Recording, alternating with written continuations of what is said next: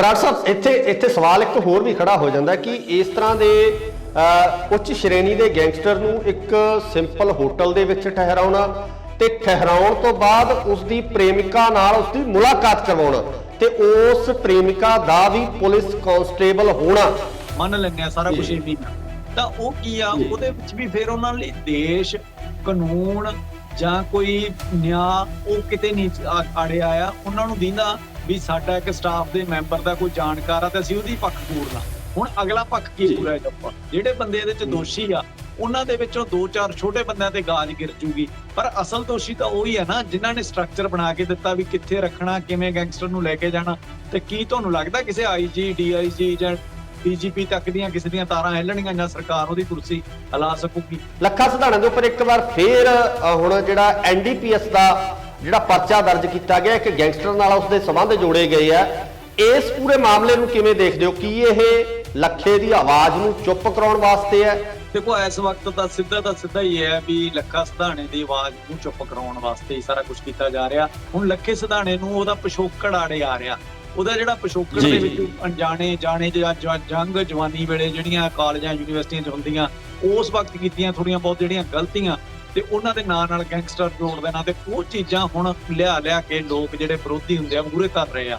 ਨਹੀਂ, ਇਹ ਸਾਰਾ ਕੁਝ ਬਰਾੜ ਸਾਹਿਬ ਫਿਰ ਆਪਾਂ ਇਹੀ ਕਹਿ ਸਕਦੇ ਹਾਂ ਕਿ ਸਿਆਸੀ ਰੰਗਮੰਚ ਤੇ ਖੇਡੀਆਂ ਜਾਣ ਵਾਲੀਆਂ ਚਾਲਾਂ ਨੇ ਇਹ, ਜਿਨ੍ਹਾਂ ਚਾਲਾਂ ਦੇ ਵਿੱਚ ਉਹਨਾਂ ਲੋਕਾਂ ਨੂੰ ਫਸਾਇਆ ਜਾਂਦਾ ਜਿਹੜੇ ਲੋਕ ਸਿਸਟਮ ਦੇ ਖਿਲਾਫ ਬੋਲਦੇ ਆ, ਜਿਹੜੇ ਲੋਕ ਲੋਕਾਂ ਦੀ ਆਵਾਜ਼ ਬਣਦੇ ਆ, ਜਿਹੜੇ ਲੋਕ ਲੋਕਾਂ ਵਾਸਤੇ ਲੜਦੇ ਆ। ਸਿਰਫ ਉਹਨਾਂ ਨੂੰ ਦਬਾਉਣ ਵਾਸਤੇ ਚੀਜ਼ਾਂ ਵਰਤੀਆਂ ਜਾਂਦੀਆਂ। ਫਿਰ ਪੁਰਾਣੀ ਸਿਆਸਤ ਤੇ ਹੁਣ ਦੀ ਸਿਆਸਤ ਜਿਹੜੇ ਬਦਲਾਅ ਦੀ ਗੱਲ ਕੀਤੀ ਜਾਂਦੀ ਆ ਉਹਦੇ ਵਿੱਚ ਅੰਤਰ ਕੀ ਰਹਿ ਜਾਂਦਾ? ਸਿਆਸਤ ਦੇ ਵਿੱਚ ਨਵੇਂ ਆਈ ਜਾਣ ਪੁਰਾਣੇ ਆਈ ਜਾਣ ਕੁਝ ਵੀ ਆ ਜੇ, ਪਰ ਸਿਆਸਤ ਦੇ ਵਿੱਚ ਜਿਹੜੀ ਇੱਕ ਦੋਸ਼ ਪ੍ਰਦੋਸ਼ ਜੇ ਇੱਕ ਤੀਰ ਹੁੰਦਾ ਜਿਹੜਾ ਇੱਕ ਦੂਜੇ ਤੇ ਲਾਉਣ ਵਾਲਾ ਉਹ ਰਹਿੰਦਾ ਹੀ ਆ। ਇਹ ਤਾਂ ਆਮ ਲੋਕਾਂ ਦੀ ਸੋਝੀ ਆ। ਉਹਨਾਂ ਨੇ ਦੇਖਣਾ ਵੀ ਲੱਖਾ ਸਿਧਾਣੇ ਦੇ ਅਸੀਂ ਪਿਛੋਕੜ ਨੂੰ ਲੈ ਕੇ ਬੈਠਣਾ ਕਿ ਲੱਖਾ ਸਿਧਾਣਾ ਜੇ ਸਾਡੀ ਗੱਲ ਕਰਦਾ ਤਾਂ ਅਸੀਂ ਉਹਦੇ ਨਾਲ ਖੜਨਾ। ਇਹ ਤਾਂ ਆਮ ਲੋਕਾਂ ਦਾ ਡਿਸੀਜਨ। ਸਤਿ ਸ਼੍ਰੀ ਅਕਾਲ ਜੀ, ਤੁਸੀਂ ਦੇਖ ਰਹੇ ਹੋ ਇੰਡੋਸ ਟੀਵੀ ਆਸਟ੍ਰੇਲੀਆ ਤੇ ਮੈਂ ਹਾਂ ਗੁਰਿਕਬਾਲ ਸਿੰਘ।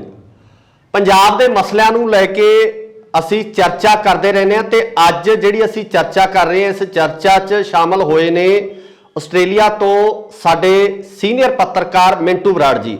ਬਰਾੜ ਸਾਹਿਬ, ਤੁਹਾਡਾ ਬਹੁਤ-ਬਹੁਤ ਸਵਾਗਤ ਹੈ ਜੀ ਇੰਡੋਸ ਟੀਵੀ ਤੇ। ਸਤਿ ਸ਼੍ਰੀ ਅਕਾਲ ਗੁਰਕਵਾਲ ਬਾਈ ਤੇ ਸਾਰੇ ਇੰਡੋਸ ਚੈਨਲ ਦੇਖਣ ਵਾਲੇ ਦਰਸ਼ਕਾਂ ਨੂੰ ਵੀ ਪਿਆਰ ਭਰੀ ਸਤਿ ਸ਼੍ਰੀ ਅਕਾਲ। ਉਮੀਦ ਕਰਦੇ ਹਾਂ ਸਾਰੇ ਚੜ੍ਹਦੀ ਕਲਾ 'ਚ ਹੋਣ। ਬਰਾੜ ਸਾਹਿਬ, ਪੰਜਾਬ ਦੇ ਜੇ ਮਾਹੌਲ ਦੀ ਗੱਲ ਕਰੀਏ ਤਾਂ ਪੰਜਾਬ ਦੇ ਵਿੱਚ ਜਿਹੜਾ ਇਸ ਟਾਈਮ ਜਿਹੜੀ ਇੱਕ ਖਬਰ ਹੈ ਜਿਹੜੀ ਸਭ ਤੋਂ ਜ਼ਿਆਦਾ ਸੁਰਖੀਆਂ ਦੇ ਵਿੱਚ ਹੈ ਉਹ ਹੈ ਕਿ ਜਿਹੜਾ ਸਿੱਧੂ ਮੂਸੇਵਾਲਾ ਦੇ ਕਤਲ ਮਾਮਲੇ ਦੇ ਵਿੱਚ ਸ਼ਾਮਲ ਇੱਕ ਗੈਂਗਸਟਰ ਆ ਜਿਹੜਾ ਉਹ ਫਰਾਰ ਹੋ ਜਾਂਦਾ। ਫਰਾਰ ਹੋਣ ਤੋਂ ਬਾਅਦ ਸਾਰੀਆਂ ਕਾਰਵਾਈਆਂ ਹੁੰਦੀਆਂ।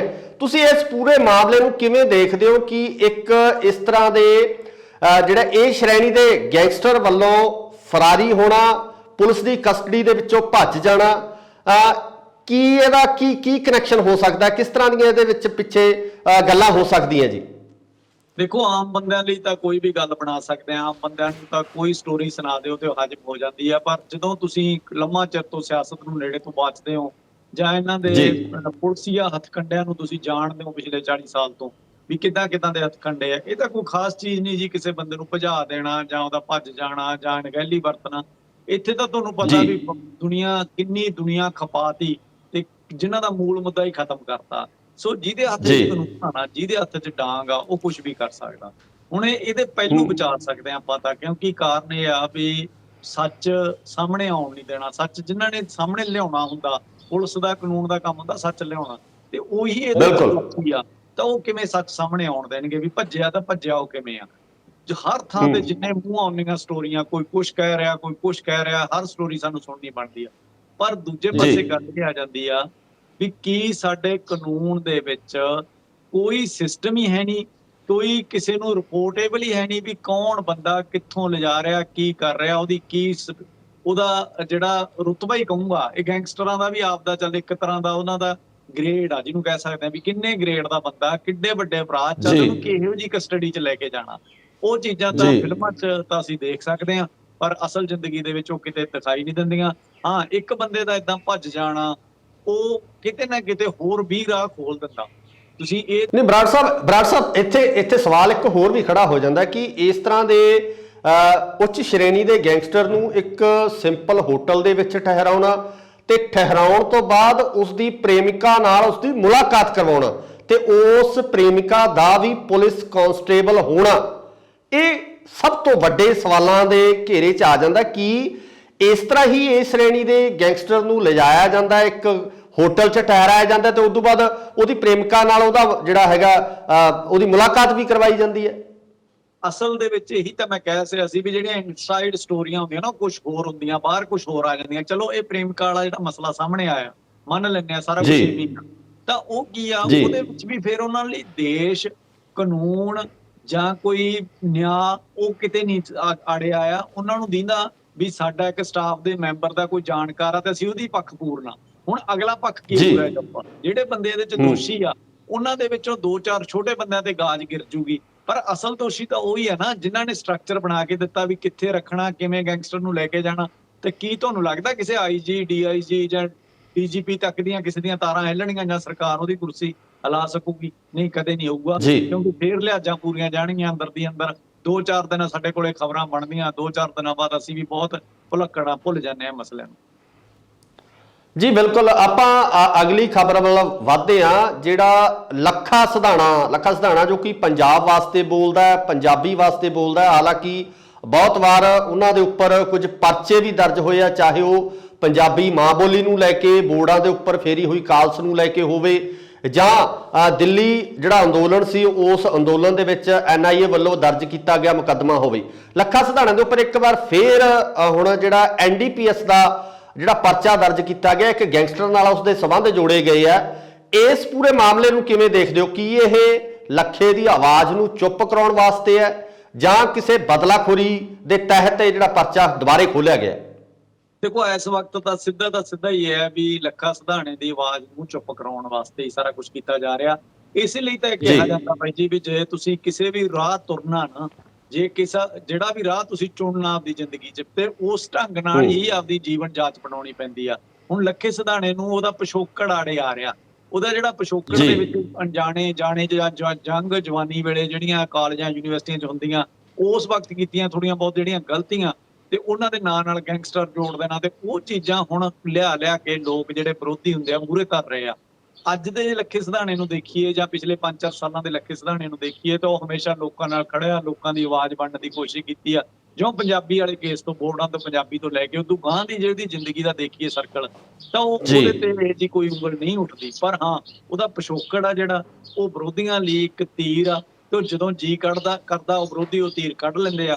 ਪਰ ਕੁੱਲ ਮਿਲਾ ਕੇ ਅਸੀਂ ਆਉਣ ਵਾਲੀ ਜਨਰੇਸ਼ਨਸ ਨੂੰ ਵੀ ਇਹ ਇੱਥੋਂ ਇੱਕ ਸੁਨੇਹਾ ਜ਼ਰੂਰ ਦੇਣਾ ਚਾਹੁੰਦੇ ਹਾਂ, ਸਿੱਖਣਾ ਚਾਹੁੰਦੇ ਹਾਂ ਵੀ ਜੇ ਤੁਸੀਂ ਕਿਸੇ ਲਾਈਨ 'ਚ ਜਾਣਾ ਨਾ, ਤਾਂ ਤੁਹਾਨੂੰ ਆਪਦਾ ਜੀਵਨ ਜਾਂਚ ਸ਼ੁਰੂ ਤੋਂ ਹੀ ਉਹੋ ਜਿਹਾ ਰੱਖਣਾ ਪੈਂਦਾ ਤਾਂ ਕਿ ਵਿਰੋਧੀਆਂ ਕੋਲੇ ਕੋਈ ਤੀਰ ਨਾ ਰਹੇ। ਹੁਣ ਨਵਜੋਤ ਸਿੱਧੂ ਦੇ ਮਾਮਲੇ ਦੇ ਵਿੱਚ ਵੀ ਤੁਸੀਂ ਦੇਖਿਆ ਵੀ ਨਵਜੋਤ ਸਿੱਧੂ ਨੂੰ ਛੱਡਦੇ ਸੀ, ਹੋਰ ਸਾਰੀਆਂ 20 ਉਂਟਾਈਆਂ ਸੀ, ਪਰ ਜਿਹੜੀ ਇਹਦੀ ਗਲੇ ਦੀ ਹੱਡੀ ਸੀ ਇੱਕ ਕੇਸ ਸੀ, ਤੇ ਅਖੀਰ ਉਸ ਕੇਸ ਦੇ ਵਿੱਚ ਉਹਨੂੰ ਡਰਾਈ ਗਏ ਉਹਦਾ ਡਰ, ਉਹਨੂੰ ਬਹੁਤ 30 ਸਾਲ ਡਰਾਇਆ ਗਿਆ, ਪਰ ਉਹ 1 ਸਾਲ ਸਜ਼ਾ ਭੁਗਤ ਕੇ ਬਾਹਰ ਆ ਕੇ ਉਸ ਡਰ ਤੋਂ ਤਾਂ ਸਦਾ ਲਈ ਨਿਜਾਤ ਹਾਸਲ ਕਰ ਜੂਗਾ ਨਾ। ਸੋ ਇਹੀ ਚੀਜ਼ ਲੱਖੇ ਸਿਧਾਣੇ ਦੇ ਮਾਮਲੇ 'ਚ ਉਹਦੇ 'ਚ ਮੰਨ ਲੈਂਦੇ ਆ ਵੀ ਲੱਖਾ ਸਿਧਾਣਾ ਦਾ ਪਿਛੋਕੜ ਮਾੜਾ ਸੀ, ਤਾਂ ਮਾੜਾ ਸੀ ਤਾਂ ਹੁਣ ਤੱਕ ਜਿਹੜੇ ਕੇਸ ਚੱਲੇ ਜਾਂ ਉਹਨਾਂ ਤੇ ਮੁਕੱਦਮੇ ਚੱਲੇ ਤਾਂ ਕਾਨੂੰਨ ਉਹ ਆਪਦੇ ਢੰਗ ਨਾਲ ਕੰਮ ਕਰੇ।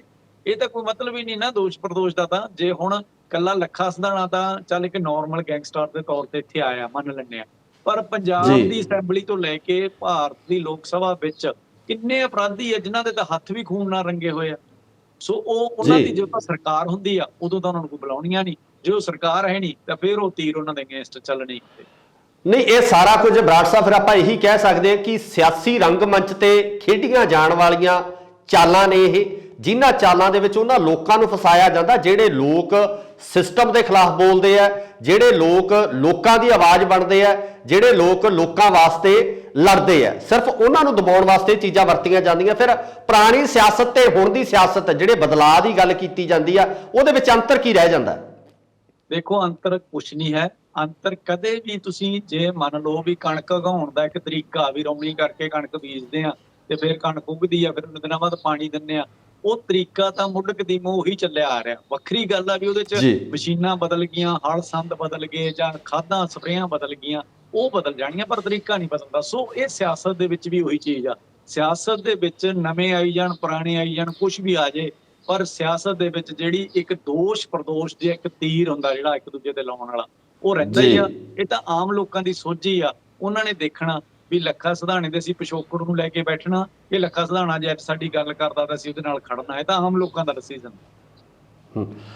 ਅਗਲੀ ਖਬਰ ਵੱਲ ਵਧਦੇ ਹਾਂ। ਪੰਜਾਬ ਦੇ ਵਿੱਚ ਜੇ ਆਪਾਂ ਸੰਤ ਜਰਨੈਲ ਸਿੰਘ ਭਿੰਡਰਾਂ ਵਾਲਿਆਂ ਦੀ ਗੱਲ ਕਰਦੇ ਹਾਂ ਤਾਂ ਉਹਨਾਂ ਦੇ ਨਾਮ ਨੂੰ ਲੈ ਕੇ ਕੁਝ ਲੋਕ ਉਹਨਾਂ ਦੇ ਪੱਖ ਦੇ ਵਿੱਚ ਖੜਦੇ ਆ ਤੇ ਕੁਝ ਉਹਨਾਂ ਦੇ ਵਿਰੋਧ ਦੇ ਵਿੱਚ ਵੀ ਖੜਦੇ ਆ। ਕੁਝ ਲੋਕ ਉਹਨਾਂ ਨੂੰ ਸੰਤ ਕਹਿੰਦੇ ਆ, ਕੁਝ ਉਹਨਾਂ ਨੂੰ ਅੱਤਵਾਦੀ ਕਹਿ ਕੇ ਵੀ ਪੁਕਾਰਦੇ ਆ। ਹੁਣ ਇੱਕ ਨੌਜਵਾਨ ਆ ਜਿਹੜਾ ਸੰਤ ਜਰਨੈਲ ਸਿੰਘ ਭਿੰਡਰਾਂ ਵਾਲਿਆਂ ਦੀ ਛਵੀ ਤੋਂ ਪ੍ਰਭਾਵਿਤ ਹੋ ਕੇ ਉਸ ਦੇ ਸਟਰਕਚਰ ਦੇ ਵਿੱਚ ਚੱਲ ਕੇ ਜਿਹੜਾ ਅੰਮ੍ਰਿਤ ਸੰਚਾਰ ਕਰਵਾ ਰਿਹਾ, ਉਸ ਦਾ ਵਿਰੋਧ ਵੀ ਹੋ ਰਿਹਾ, ਉਸ ਦੇ ਪੱਖ ਦੇ ਵਿੱਚ ਵੀ ਖੜੇ ਆ। ਮੈਂ ਗੱਲ ਕਰ ਰਿਹਾ ਅੰਮ੍ਰਿਤਪਾਲ ਸਿੰਘ, ਜੋ ਕਿ ਦੁਬਈ ਤੋਂ ਆਇਆ ਹੋਇਆ। ਤੁਹਾਡਾ ਕੀ ਨਜ਼ਰੀਆ ਅੰਮ੍ਰਿਤਪਾਲ ਨੂੰ ਦੇਖਣ ਦਾ, ਉਸ ਵੱਲੋਂ ਦਿੱਤੀਆਂ ਜਾਣ ਵਾਲੀਆਂ ਸਪੀਚਾਂ, ਉਸ ਵੱਲੋਂ ਜੋ ਤਕਰੀਰਾਂ ਦਿੱਤੀਆਂ ਜਾ ਰਹੀਆਂ ਨੇ, ਉਹਨਾਂ ਨੂੰ ਤੁਸੀਂ ਕਿਵੇਂ ਦੇਖਦੇ ਹੋ? ਦੇਖੋ, ਪਹਿਲੀ ਗੱਲ ਤਾਂ ਨਾ, ਕੋਈ ਵੀ ਇਸ ਦੁਨੀਆ ਦੇ ਵਿੱਚ ਕਰੈਕਟਰ ਇੱਕ ਦੂਜੇ ਨਾਲ ਮਿਲਾਉਣਾ ਹੀ ਬੇਵਕੂਫੀ ਹੁੰਦੀ ਆ। ਅਸੀਂ ਟੋਕੜ 'ਚ ਵੀ ਬੇਵਕੂਫੀਆਂ ਕਰਦੇ ਰਹੇ ਆ। ਕਿਸੇ ਵੀ ਕਰੈਕਟਰ ਨੂੰ ਕਿਸੇ ਦੇ ਵੀ ਹਾਣ ਦਾ ਬਣਾਉਣ ਦੀ ਕੋਸ਼ਿਸ਼ ਕਰਦੇ ਆ। ਕੋਈ ਕਿਸੇ ਦੇ ਹਾਣ ਦਾ ਨਹੀਂ। ਹਰ ਇੱਥੇ ਵੱਖਰੇ ਵੱਖਰੇ ਆਏ ਆ। ਜੇ ਸ੍ਰੀ ਗੁਰੂ ਅਰਜਨ ਦੇਵ ਜੀ ਦੀ ਸ਼ਹੀਦੀ ਸਰਮੋਰ ਸ਼ਹੀਦੀ ਆ ਤਾਂ ਉਹਨਾਂ ਦੇ ਬਰਾਬਰ ਆਪਾਂ ਕਿਸੇ ਨੂੰ ਵੀ ਲਿਜਾ ਕੇ ਨਹੀਂ ਖੜਾ ਕਰ ਸਕਦੇ। ਸੋ ਇਸ ਕਰਕੇ ਸਭ ਤੋਂ ਜਿਹੜੀ ਵੱਡੀ ਗੱਲ ਇਹ ਆ ਵੀ ਸਾਨੂੰ ਇਹ ਚੀਜ਼ ਧਿਆਨ 'ਚ ਦੇਖਣੀ ਚਾਹੀਦੀ ਆ ਵੀ ਇਸ ਟਾਈਮ ਜਿਹੜਾ ਅੰਮ੍ਰਿਤਪਾਲ ਹੋਰਾਂ ਦਾ ਬਹੁਤ ਛੋਟਾ ਸਫ਼ਰ ਆ, ਬਹੁਤ ਛੋਟਾ ਸਫ਼ਰ ਆ। ਇੰਨੀ ਜਲਦੀ ਉਹਨਾਂ ਦੇ ਬਾਰੇ 'ਚ ਕੁਝ ਲਿਖ ਦੇਣਾ, ਬੋਲ ਦੇਣਾ ਜਾਂ ਗੱਲ ਕਰਨੀ, ਚਾਹੇ ਹੱਕ 'ਚ ਚਾਹੇ ਵਿਰੋਧ 'ਚ, ਮੈਂ ਉਹਨੂੰ ਸਿਆਣਪ ਨਹੀਂ ਮੰਨਦਾ। ਸਾਨੂੰ ਪਾਣੀ ਦੀ ਧਾਰ ਦੇਖਣੀ ਚਾਹੀਦੀ ਹੈ, ਜਾਂ ਤੇਲ ਦੀ ਧਾਰ ਦੇਖਣੀ ਚਾਹੀਦੀ ਹੈ ਵੀ ਕਿੱਧਰ ਨੂੰ ਜਾਂਦਾ ਹੈ। ਠੀਕ ਆ। ਸੋ ਸਭ ਤੋਂ ਵੱਡੀ ਗੱਲ ਇਹ ਆ ਵੀ ਅਸੀਂ ਕੰਪੀਟੀਸ਼ਨ ਕਿਸ ਬੇਸ ਤੇ ਕਰ ਰਹੇ ਹਾਂ। ਪਹਿਲੀ ਗੱਲ ਤਾਂ ਇਹ ਆ ਵੀ ਕੰਪੀਟੀਸ਼ਨ ਦੀ ਸਾਨੂੰ ਲੋੜ ਕਿਉਂ ਆ। ਸੰਤ ਜਰਨੈਲ ਸਿੰਘ ਭਿੰਡਰਾਂ ਵਾਲੇ ਦੀ ਜੋ ਗੱਲ ਆਉਂਦੀ ਹੈ, ਉਹ ਇੱਕ ਟਕਸਾਲ ਸੀ, ਇੱਕ ਬਹੁਤ ਵੱਡੀ ਟਕਸਾਲ, ਤੇ ਉਹਦੇ ਮੁਖੀ ਸੀ ਤੇ ਉਹਦੀ ਦਸਤਾਰਬੰਦੀ ਹੋਈ ਸੀ। ਤੇ ਉਹਦੇ ਬਰਾਬਰ ਆਪਾਂ ਕੰਪੇਅਰ ਇੱਕ ਜਥੇਬੰਦੀ ਦੀ ਦਸਤਾਰਬੰਦੀ ਨੂੰ, ਇੱਕ ਕਲੱਬ ਜਿਹਨੂੰ ਕਹਿ ਸਕਦੇ ਹਾਂ ਕਿ ਜਥੇਬੰਦੀ, ਛੋਟਾ ਕਲੱਬ ਜਿਹਨੂੰ ਆਮ ਸਰਲ ਭਾਸ਼ਾ ਕਹੀਏ, ਉਸ ਕਲੱਬ ਦੀ ਆਪਾਂ ਪਿਛਲੇ ਸਾਲ ਪਹਿਲਾਂ ਜਿਹੜਾ ਹੋਣ ਚਾਹੁੰਦਾ, ਉਹਦੀ ਦਸਤਾਰਬੰਦੀ ਨੂੰ ਆਪਾਂ ਦਮਦਮੀ ਟਕਸਾਲ ਦੀ ਦਸਤਾਰਬੰਦੀ ਦੇ ਬਰਾਬਰ ਨਾ ਲੈ ਕੇ ਜਾਈਏ। ਉਹਦੇ ਤੋਂ ਬਿਨਾਂ ਵੀ ਜੇ ਅੰਮ੍ਰਿਤਪਾਲ ਚੰਗਾ ਮੰਨ ਲੈਂਦੇ ਆ, ਬਹੁਤ ਚੰਗਾ ਨੌਜਵਾਨ ਆ, ਐਨਰਜੀ ਆ, ਸਭ ਕੁਛ ਹੋਊਗਾ, ਤਾਂ ਜਾਂ ਅੰਮ੍ਰਿਤਪਾਲ ਨੇ ਆਉਣ ਵਾਲੇ ਦਿਨਾਂ ਨੂੰ ਕੁਛ ਚੰਗਾ ਕਰਨਾ ਤਾਂ ਉਹ ਲੋੜ ਨਹੀਂ ਹੈ ਉਹਨੂੰ ਉਸ ਚੀਜ਼ ਨੂੰ ਬਰਾਬਰਤਾ ਕਰਕੇ ਉਹ ਗੱਲਾਂ ਕਰੂਗਾ। ਠੀਕ ਆ। ਜੇ ਉਹਦੇ ਚ ਦਮ ਹੋਊਗਾ, ਜੇ ਉਹਦੇ ਚ ਗੱਲ ਹੋਊ, ਉਹਦਾ ਲੌਜਿਕ ਹੋਊ, ਦਲੀਲ ਹੋਊ, ਉਹ ਪੱਥਰ ਪਾੜ ਕੇ ਉੱਗੇ ਹੋਊਗਾ। ਲੋੜ ਹੀ ਨਹੀਂ ਉਹਨੂੰ ਕਿਸੇ ਚੀਜ਼ ਦੀ। ਠੀਕ ਆ। ਦੂਜੀ ਅਸਲ ਚ ਮੀਡੀਆ ਨਾ, ਜਿਹੜਾ ਮੀਡੀਆ ਡਿਸੀਜਨ ਮੇਕਰ ਬਣ ਜਾਂਦਾ, ਡਿਸੀਜਨ ਮੇਕਰ ਨਾ ਬਣਿਆ ਕਰੋ। ਚਾਹੇ ਸੋਸ਼ਲ ਮੀਡੀਆ ਤੇ ਬੈਠੇ ਹੋ, ਜਿੱਥੇ ਵੀ ਬੈਠੇ ਹੋ, ਤੁਸੀਂ ਪੱਖ ਦੇਖ ਸਕਦੇ ਹੋ, ਪੱਖ ਰੱਖ ਸਕਦੇ ਹੋ, ਆਪਦੀ ਰਾਏ ਉਸ ਤੋਂ ਬਾਅਦ ਬਣਾ ਲਓ। ਹੁਣ ਕਈ ਵੱਖਰੇ ਵੱਖਰੇ ਪੱਖ ਇੱਥੇ ਆ ਰਹੇ ਆ। ਕੋਈ ਉਹਨਾਂ ਨੂੰ ਅੰਮ੍ਰਿਤਪਾਲ ਨੂੰ ਕਹਿ ਰਿਹਾ ਵੀ ਉਹ ਅਨਪੜ੍ਹ ਬੰਦਾ। ਠੀਕ ਆ। ਉਹ ਇਹ ਇੱਕ ਵੀ ਦਲੀਲ ਕੋਈ ਵੀ ਦੇਣ ਵਾਲਾ ਦੂਜੇ ਪਾਸੇ ਦੀ ਦਲੀਲ ਦੇ ਦੂਗਾ। ਕੋਈ ਬੰਦਾ ਕਹਿ ਦੂਗਾ ਵੀ ਜੰਗ ਆ, ਦੂਜਾ ਉਹਦੇ ਵੱਟੇ ਦਲੀਲ ਦੇ ਦੂਗਾ ਵੀ ਹਾਂ ਭਾਈ ਜਿਨ੍ਹਾਂ ਨੇ ਕਰਨਾ ਉਹ ਤਾਂ 40-42 ਸਾਲ ਦੀ ਉਮਰ ਤੱਕ ਹੀ ਕਰਕੇ ਤੁਰ ਗਏ ਇਸ ਜਹਾਨ ਚੋਂ। ਸੋ ਉਹ ਚੀਜ਼ਾਂ ਦੀ ਕਿਤੇ ਜਿੱਤ ਨਹੀਂ ਹੁੰਦੀ। ਆਮ ਲੋਕਾਂ ਨੂੰ ਮੈਂ ਤਾਂ ਇਹੀ ਬੇਨਤੀ ਕਰਦਾ ਵੀ ਜੇਕਰ ਕੋਈ ਵੀ ਚੀਜ਼ ਸ਼ਾਂਤੀ ਨਾਲ, ਤੁਹਾਡਾ ਮਾਹੌਲ ਬਣ ਰਿਹਾ, ਸ਼ਾਂਤੀ ਨਾਲ ਸਭ ਕੁਝ ਅੱਗੇ ਵਧ ਰਿਹਾ, ਸਭ ਕੁਝ ਚੱਲ ਰਿਹਾ, ਤਾਂ ਸਾਨੂੰ ਉਹ ਸ਼ਾਂਤੀ ਬਣਾ ਕੇ ਰੱਖ ਕੇ ਥੋੜਾ ਜਿਹਾ ਵੇਟ ਐਂਡ ਵਾਚ ਕਰਨਾ ਚਾਹੀਦਾ। ਵੀ ਵੇਟ ਐਂਡ ਵਾਚ ਦੇ ਵਿੱਚ ਪਾਣੀ ਆਪੇ ਬਾਹਰ ਆ ਜਾਊਗਾ। ਜੇਕਰ ਮੰਨ ਲਓ ਮੈਂ ਅੱਜ ਅੰਮ੍ਰਿਤਪਾਲ ਦੀਆਂ ਬਹੁਤ ਸਾਰੀਆਂ ਜਿਹੜੀਆਂ ਗੱਲਾਂ ਨਾਲ ਸਹਿਮਤ ਨਹੀਂ, ਮੰਨ ਲਓ, ਤੇ ਜੇਕਰ ਮੈਂ ਪਿਛਲੇ ਅਗਲੇ 2 ਮਹੀਨਿਆਂ ਨੂੰ 3 ਮਹੀਨਿਆਂ ਨੂੰ ਮੈਨੂੰ ਇਹ ਲੱਗਿਆ ਵੀ ਅੰਮ੍ਰਿਤਪਾਲ ਬਹੁਤ ਸੋਹਣਾ ਕੰਮ ਕਰ ਰਿਹਾ ਜਾਂ ਬਹੁਤ ਸਹੀ ਲੀਹ ਤੇ ਲਿਜਾ ਰਿਹਾ, ਤੇ ਜੇ ਮੈਂ ਉਦੋਂ ਉਹਦੀ ਗੱਡੀ ਤੇ ਚੜ ਜਾਊਂਗਾ ਤਾਂ ਕੋਈ ਮੈਂ ਛੋਟਾ ਨਹੀਂ ਹੋ ਜਾਊਂਗਾ, ਕੋਈ ਮੈਂ ਪਿੱਛੇ ਨਹੀਂ ਰਹਿ ਜਾਊਂਗਾ ਜਾਂ ਮੈਂ ਪਛੜ ਨਹੀਂ ਜਾਊਂਗਾ। ਮੈਂ ਦੇਖੂੰਗਾ, ਮੈਂ ਦੇਖਦਾ ਜੇ ਉਹਦੇ ਕੰਮ ਸਹੀ, ਸਾਰਾ ਕੁਝ ਵਧੀਆ ਚੱਲੂਗਾ ਤਾਂ ਮੈਂ ਵੀ ਉਹਨੂੰ ਸਪੋਰਟ ਕਰ ਦੂੰਗਾ।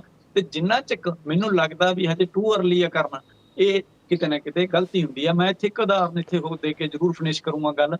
ਅਕਸਰ ਭਾਵੁਕਤਾ ਦੇ ਵਿੱਚ ਨਾ ਲੇਖਕ, ਜਦੋਂ ਨਵਾਂ ਕੋਈ ਲੇਖਕ ਬਣਦਾ ਨਾ, ਮੈਂ ਵੀ ਉਹ ਚ ਸ਼ਾਮਲ ਹਾਂ, ਭਾਵੁਕਤਾ ਦੇ ਵਿੱਚ ਆ ਕੇ ਨਾ ਲੰਮੇ ਰੇਖਾ ਚਿੱਤਰ ਲਿਖਦਾ, ਤੇ ਉਹ ਰੇਖਾ ਚਿੱਤਰ ਦੀ ਇਹ ਪੋਜੀਸ਼ਨ ਹੁੰਦੀ ਆ ਫਿਰ ਉਹ ਮੂਹਰਲੇ ਬੰਦੇ ਨੂੰ ਰੱਬ ਬਣਾ ਕੇ ਪੇਸ਼ ਕਰਦਾ। ਮੈਂ ਵੀ ਕੀਤਾ 2-4 ਕਰੈਕਟਰਾਂ ਨੂੰ ਨਾ, ਕਰੈਕਟਰਾਂ ਦੇ ਜਿਉਂਦੇ ਜੀ ਕਰੈਕਟਰਾਂ ਨੂੰ ਰੱਬ ਬਣਾ ਕੇ ਪੇਸ਼ ਕੀਤਾ, ਤੇ ਬਾਅਦ ਚ ਮੈਨੂੰ ਇੰਨੀ ਸ਼ਰਮ ਝੱਲਣੀ ਪਈ ਉਸ ਗੱਲ ਦੀ ਵੀ ਯਾਰ ਮੈਂ ਕੀ ਲਿਖਤਾ ਇਹ ਬੰਦੇ ਨੇ। ਉਹਨੇ ਜਦੋਂ ਕੋਈ ਗਲਤ ਇਹੋ ਜਿਹਾ ਸਟੈਪ ਚੱਕ ਲਿਆ ਪੁੱਠਾ ਸਿੱਧਾ ਜਿਹਦੇ ਨਾਲ ਮੈਂ ਸਹਿਮਤ ਨਹੀਂ, ਤਾਂ ਮੈਨੂੰ ਉਹ ਭੁਗਤਣੀ ਪਈ। ਸੋ ਇਸ ਕਰਕੇ ਇੱਥੇ ਥੋੜਾ ਜਿਹਾ ਫਾਰਮੂਲਾ ਇਹ ਰੱਖਿਆ ਕਰੋ, ਕਿਸੇ ਵੀ ਬੰਦੇ ਦਾ, ਕੋਈ ਵੀ ਬੰਦਾ ਚਾਹੇ ਨਵਾਂ ਆਉਂਦਾ ਜਾਂਦਾ, ਨਾ ਉਹਨੂੰ ਨਿੰਦੋ ਤੇ ਨਾ ਉਹਨੂੰ ਭੰਡੋ ਤੇ ਨਾ ਉਹਨੂੰ ਸਲਾਹੋ, ਉਹਨੂੰ ਦੇਖੋ। ਸਿੰਪਲ ਗੱਲ ਆ। ਇੱਥੇ ਸਾਰੀ ਯੂਥ ਨੂੰ ਵੀ ਮੈਂ ਸੁਨੇਹਾ ਦਿੰਦਾ ਵੀ ਕੋਈ ਵੀ ਤੱਤੇ ਕਾਲੇ ਕਿਸੇ ਗੱਲ ਪਿੱਛੇ ਨਾ ਉਹ ਐਵੇਂ ਫੇਸਬੁੱਕਾਂ ਦੀਆਂ ਲੜਾਈਆਂ ਜਾਂ 150 ਬੰਦੇ ਇੱਕ ਦੂਜੇ ਨੂੰ ਗਾਲੋ ਗਾਲੀ ਹੋ ਜਾਂਦੇ ਆ, ਉਹ ਜ਼ਮੀਨੀ ਸੱਚਾਈ ਨਹੀਂ ਹੁੰਦੀ। ਜ਼ਮੀਨੀ ਸੱਚਾਈ ਕੁਝ ਹੋਰ ਹੁੰਦੀ ਆ। ਜਦੋਂ ਬੰਦਾ ਪੈਂਡੇ ਤੇ ਤੁਰਦਾ ਨਾ, ਉਦੋਂ ਪਤਾ ਲੱਗਦਾ ਪੈਂਡਾ ਕਿੰਨਾ ਕੁ ਔਖਾ ਤੇ ਕਿੰਨੀ ਕੁ ਦੂਰ ਜਾਂਦਾ ਤੇ ਕਿੰਨੀ ਕੁ ਦੂਰ ਦਾ ਇਹ ਰਾਹੀ ਆ, ਜਿਹੜਾ ਆਉਣ ਵਾਲਾ ਰਾਹੀ ਆ।